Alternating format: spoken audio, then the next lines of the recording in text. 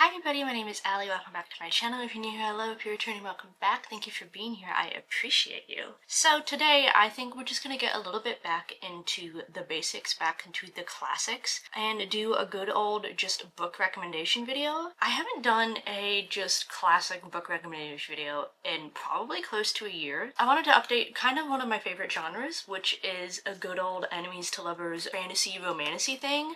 I have not done a enemies to lovers recommendation in like 3 years. Lots of new books, lots of changes in the past 3 years, so I wanted to get right into it. I think last time I did 2 separate videos of like enemies to lovers in romance specifically, and then enemies to lovers in fantasy. If you want more of my updated list of that for romance, let me know and I will do one. But I have a big old stack of books here beside me. Lock in. This might be kind of a long one. 3 years later, I have an updated enemies to lovers romantasy fantasy video for you. So I'm super excited and let's jump right in. So I kind of had these in order of like spice, I guess. The first few are a little bit more YA, and then we have some mid-tier, and then the ends are kind of just like our smut books. So I'm going to start with kind of our level 1 smut, and we'll work all the way down to the end. I think that seems to be a good way to do it. Starting off, I have Voice of the Ocean by Kelsey and PJK.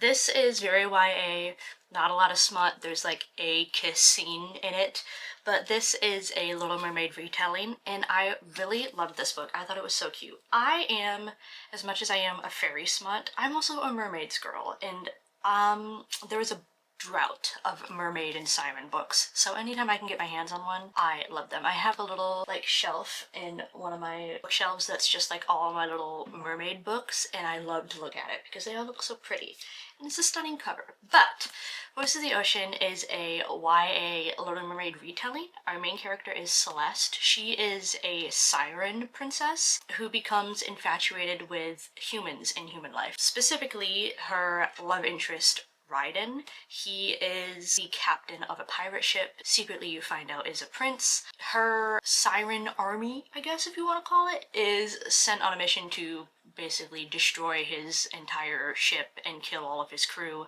She saves him. Enemies to lovers thing, because she's a siren, he's a human. They're legitimately not supposed to be together.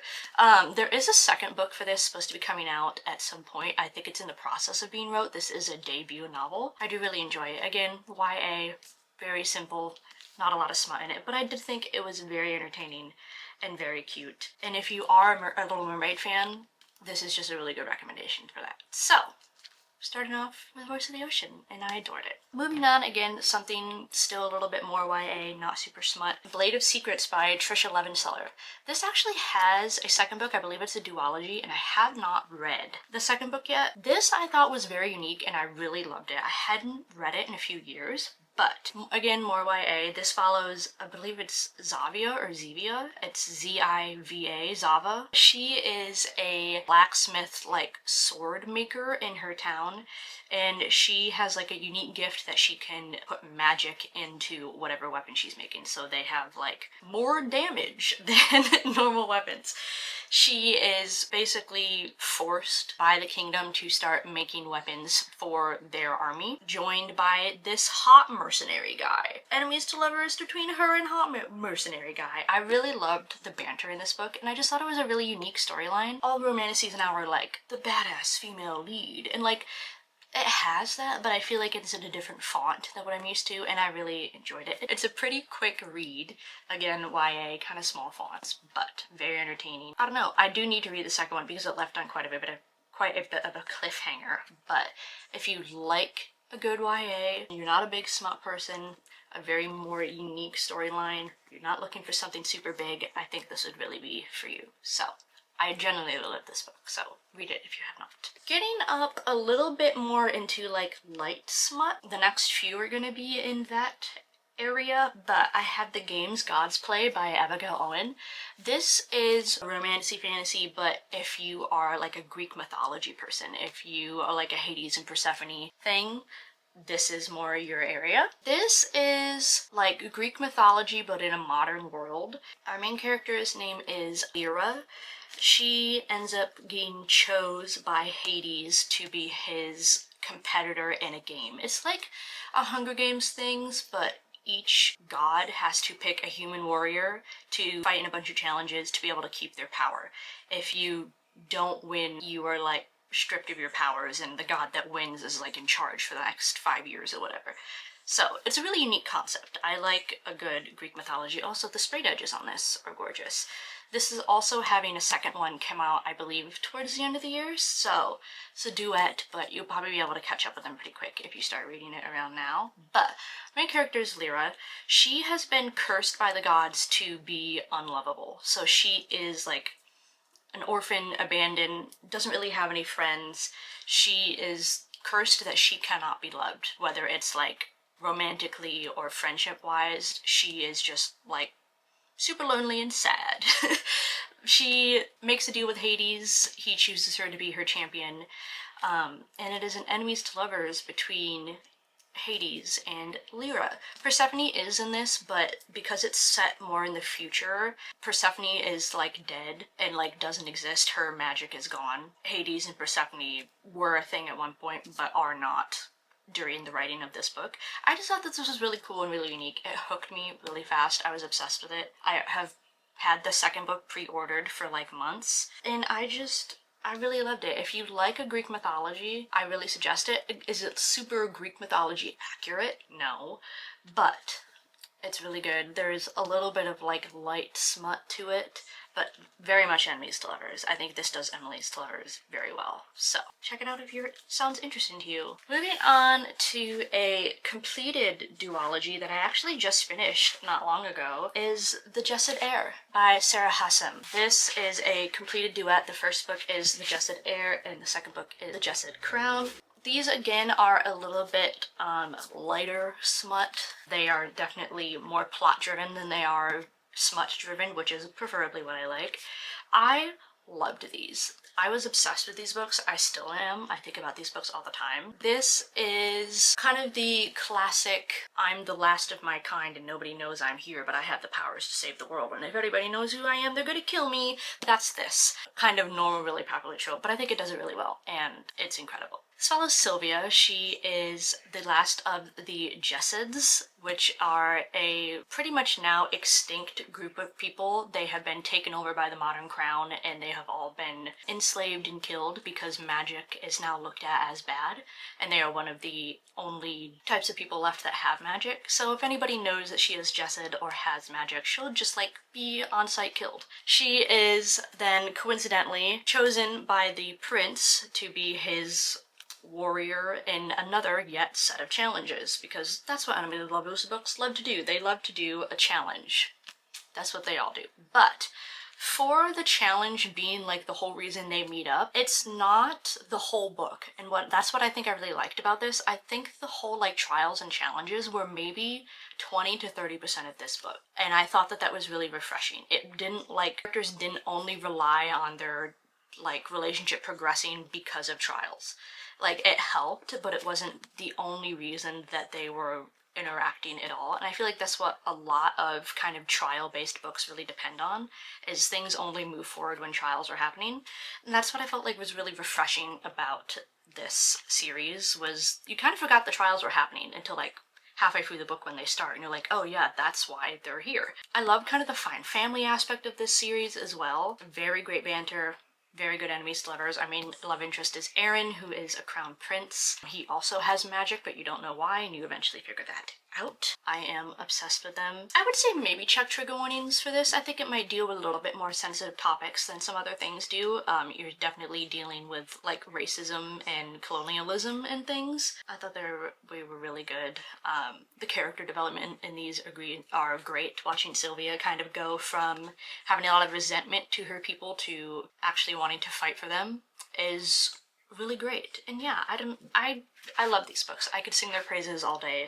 They are super popular right now, but I do not in any way think they're overhyped. So if you've been scared about getting into these, don't be.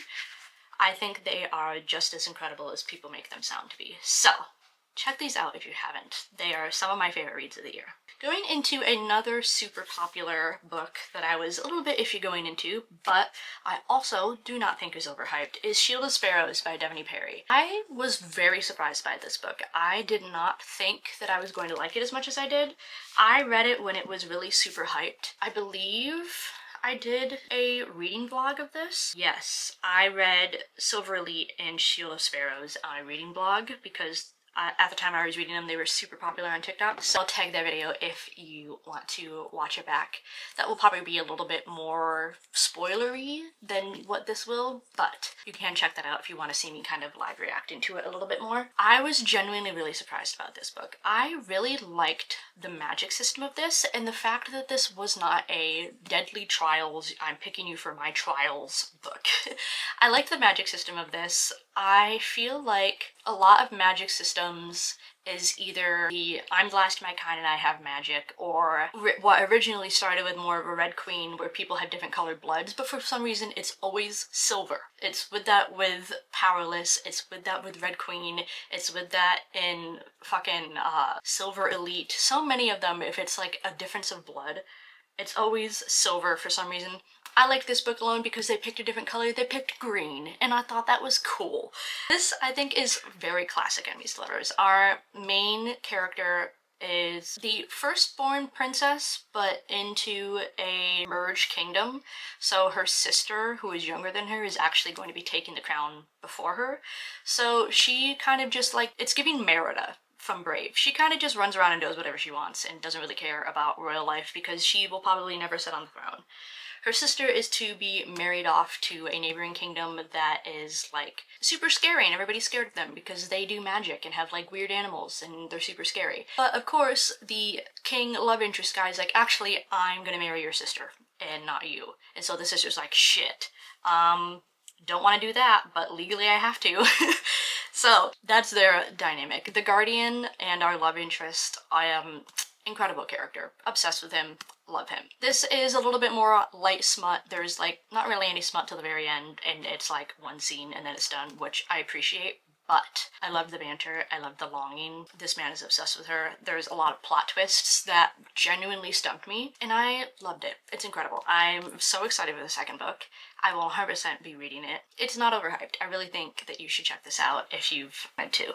On to another finished duet. Again, kind of, I think at this point maybe a little bit more stepped up in smut. These are probably ones that is a solid 50-50, but that is the Phantasma series. Are these called something, or are they just Phantasma?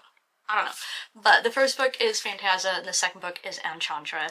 These, again, are enemies to lovers, but they are a little bit more like paranormal. Each book follows a different sister. You probably could read them out of order if you wanted. I think the beginning of it might give a little bit of spoilers to the ending of the first book, but like, if you read one and not the other, I think in general you'll be okay because they're pretty separate storylines. I would also say in general check your trigger warnings for both of these. These ones I think are a little bit more sensitive than the other books that I have talked about so far. But this book follows Ophelia. Her mother is like a medium. Their family is like mediums. That's not the right word for it. They can like talk to people that are like ghosts and stuff, which it's a medium, but they use a different word for it, and the other word was cooler, but I can't think of it. But she and her family are like mediums, and her mother is murdered, and so she is trying to find out what happened to her mother and why, because there's a bunch of like sketchy things surrounding it, and she has no idea who did it and why it happened. They are also in like a bunch of debt to the people that own their apothecary, and that's the only way they make money. And so her younger sister is like, we need a lot of money fast. I'm gonna go enter this competition called Phantasma, which is, it's giving Caraval, if you like Caraval by Stephanie Garber, which I didn't, but I still really liked these books. But it's kind of like a haunted house competition thing where it's like either you're gonna die or you're gonna win. If you win, you get a bunch of money and you get like this whole castle estate. super deadly. You're probably not going to live. Pretty much anybody that isn't a winner dies. So Ophelia is like, well shit, my sister just entered this thing that she's most likely gonna die in. I have to go enter it to save her. So Ophelia enters this competition with the intent of just getting her sister out. She doesn't even really care about winning, she just wants them to get out alive. Where she ends up getting help from a spirit. I forget what his name is. Can you tell I'm terrible at remembering people's names? That's like a problem IRL as well. She teams up with a spirit named Blackwell who needs her help like moving on, but he doesn't exactly specify what moving on means, and they have a weird relationship, enemies to lovers thing, and I thought it was really good. I'm not always a big paranormal person. Paranormal stuff isn't always my vibe, but I thought that this was really entertaining and I really liked it. And the second book I think was just as good. This one follows her sister on her own separate journey. This one is a little bit more marriage of convenience thing, but still very much enemies to lovers. And again, you don't have to read one if you want to read the other. This one might have a little bit more spoilers for the ending, but again, if one seems more interesting to you than the other, you can read them in any order. But I do really suggest both of them, and I thought they were both really cool, especially for not always being a paranormal person. So check these out. They sound interesting to you. I'm trying to pick ones that aren't just fantasy. It's something that has a little bit different taste to everything. Which leads me into our other finished duology, the Saga of the Unfated. So the first book is A Fate Inked in Blood, and the second book is A Curse Carved in Bone. These are both by Daniel L. Jensen, who I believe I recommended in my first Enemies to Lovers video, wrote The Bridge Kingdom, which also very good. I will make sure to link my first video if I haven't already, so you can go watch that. It's 3 years old, but I still stand by everything that I talked about. This series is a Vikings romance. Loved it. I love a good, different taste to a fantasy book. The banter in these books are incredible. I love them. You cannot have any better banter in conversations in any series but these. I think the second book is a little bit lacking in some areas compared to the first book. The second book is a lot more focused on like war and politics, but the first book, it does have romance in it, but I think it's a little bit more focused on that. But the first book does have a lot more of your romance elements to it. This one is a little bit more smut. There are maybe 2 or 3 bigger smut scenes in it compared to just like one, like Jessed Crown and things. They are still a lot more plot driven than smut, which most of the books I'm recommending are. I am a smut with plot. I am not a smut is plot person. That's just my personal taste. But regardless, this is a Viking romance series. Our main character, Freya, she has been blessed by the gods with a power. She is forced to keep it secret as a child because if anybody knows that she is god-blessed, then they'll like hunt her down and try and use her as a weapon. There's very few people in the world that are god-blessed, and they are all used as tools of war and things. She is married off by her clan to a really shitty guy that we all hate, and she hates her life.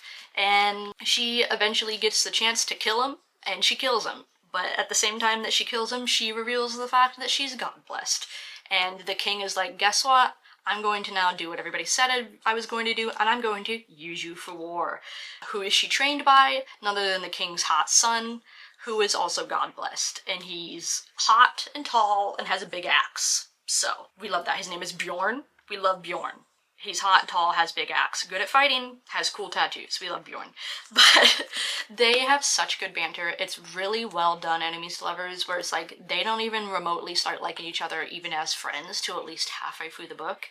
And this is a little bit more of a enemies to lovers to enemies again, where it's a lot more back and forth than it is just straight up we love each other for forever and ever. Kind of like that aspect a little bit more of the back and forth of it all. It's not back and forth to an annoying point either. I just really like it. This has a lot of really great battle scenes, really unique kind of enemies. Love the magic system to it. I just think it's really unique. I love a good Vikings romance. Any sort of Viking book, I will probably eat up and love it. And that's how I am with this book. Please check these out if you haven't yet. These, again, I think got a little popular for a while. Not super, but I think they are appropriately hyped and I really like them. I think this one was almost like a 5-star read for me. I really loved it. Go read them if you haven't, they're great. And then last but not least, I'm gonna talk about what has basically turned into a universe, kind of, and that is basically the whole world created by Kerri Maniscalco, which starts with a individual series of 3 books that is the Kingdom of the Wicked series, which has then turned into a bunch of spin-off books of all the other side characters. So, starting in the beginning, the original series is a 3-book finished series called Kingdom of the Wicked. The overarching theme of this stories is all of these 7 deadly sins. So you have wrath, envy, lust, all of those things that I can't think of the other 5 of. But it's all of the 7 deadly sins, like, personified. The first book follows Emilia, who is like a witch and needs help, again kind of adjacent to Phantasma, needs help finding out a big secret about someone in her family who was killed. Her sister was murdered, and she's like, hey, who the fuck killed my sister? She does a spell and ends up accidentally summoning Wrath, one of the 7 deadly sins, one of the princes of hell, and they get into a contract. They're locked together. He's now forced to help her do whatever she needs to do to find out what happened to her sister. And they are now in an enemies to lovers thing. Wrath, love him. I believe I also talked about in my first video, if you had read this series and you liked it, I suggested White Hot Kiss as a series to read because they feel really adjacent. Wrath and the main character of White Hot Kiss are like twins, twin bitches. If you've run one of those and not the other, and you liked that main character, I really think you would like these. But this is a finished 3-book series, so we have 3 books of just Emilia and Wrath. But Kerri Maniscalco has also been writing spin-off standalones of all of the other 7 deadly sins. I believe the 3rd one is coming out, if not late this year, early next year, so pretty soon. But the first one was Throne of Secrets and then Throne of the Fallen. Throne of the Fallen is envy, and then Throne of Secrets is, oh, gluttony. That's the one I couldn't think of. But these are both standalones, so if you don't want to really commit to a 3-book series, you can read these as standalones. Again, it might have, like, spoiler alert, they end up in love that you would, like, miss out of this, but you can read these separately and they would still totally make sense on their own as standalones. If you're looking for something that's a bit more dense, so right now there's 5 books in this whole universe. There's the 3 of Kingdom of the Wicked and these 2 standalones. You have a lot of time to get through all of these before her 3rd book comes out, and I just really love them. I have yet to get tired of her universe that she's made, and they're all really great. Throne of the Fallen specifically, Envy, his court is like running out of magic, and so he is like on a little side quest to find a bunch of pieces, I guess, I can't think of a better word, that have like over the years been stolen from his kingdom that have a bunch of power in them, and one of them is linked with Camilla, who is a painter. So he then has to commission Camilla to convince her to help him find all of these missing pieces of his court to help get all of his power back. And then Throne of Secrets, who is Gluttony, he falls in love with Adriana. She is like a reporter for their little underworld newspaper, and she just writes about how much she hates him. And he's like, hey, I'm gonna convince you that I'm actually really cool. It has a little bit of a hidden identity thing where they meet as different people. They don't know who each other are, and they fall in love more that way, and then they figure out that you actually are Gluttony, and I'm this person that hates you in real life, and that adds that element to it. I think out of all of them, this one was my least favorite. I felt like it could have been developed a lot more than what it was, but in general, I love this entire series and have every intention of reading everything she ever writes from here on out. If you're looking for a little bit more denser series that is a little bit more smutty, I would send these your way over everything else. Here are my recommendations for an updated Enemies to Lovers fantasy list. If you guys have any recommendations of your own, feel free to leave them down in the comments. I will try and maybe update something like this every year, because it's been a while since I did one of these. If you want, again, an updated, like, Enemies to Lovers romance, I can totally do that too, just let me know. If you've read any of these, let me know your thoughts and feelings. And yeah, thank you guys for hanging out with me. I love and appreciate you so much. If you want to follow me anywhere, all of my stuff, as always, is linked down below. And yeah, I will see you guys next week or somewhere else on the internet. Stay safe, and I love you.